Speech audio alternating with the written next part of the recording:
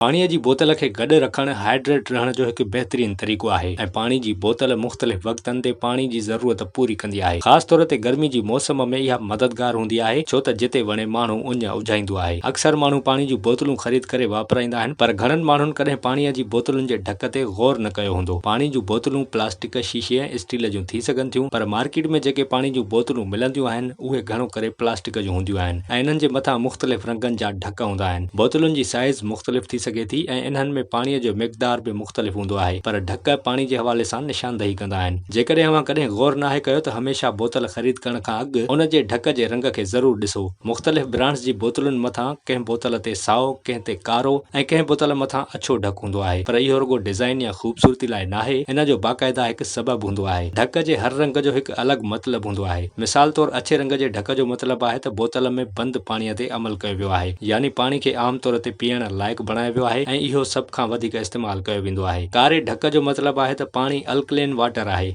ऐं alkaline water महांगो हूंदो आहे। नीरे रंग जे ढक जो मतिलबु आहे त बोतल में पाणी चश्मे जो आहे। आम तौर ते नीरे रंग वारे ढक जी बोतल में मिनरल वाटर हूंदो आहे ऐं इन मां निशानी मिले थी त पाणी साफ़ सुथरो आहे। साए ढक जो मतिलबु आहे त पाणी में ज़ाइको शामिल कयो वियो आहे। मिसाल तौरु लीमे, खीरे ऐं मिंट जो ज़ाइको शामिल थी सघे थो। ॻाढ़े ढक वारी बोतल में कार्बोनेटेड पाणी हूंदो आहे, जॾहिं त पीले रंग जे बोतल जे ढक मां मुराद आहे त पाणी में विटामिन्स, न्यूट्रन्स ऐं इलेक्ट्रोलाइट्स शामिल कया विया आहिनि। गुलाबी ढक वारियूं बोतलूं ख़ैराती इवेंट्स या ब्रेस्ट कैंसर बाबति आगाही जे सिलसिले में इस्तेमालु कयूं वेंदियूं आहिनि। अव्हां जेकॾहिं का बोतल ख़रीद करियो त उन खां अॻु बोतल जे ढक सां गॾोगॾु बोतल ते लॻल लेबल, मैन्युफैक्चरर ऐं पाणी जी ख़ासियतुनि बाबति ज़रूरु ॼाणियो।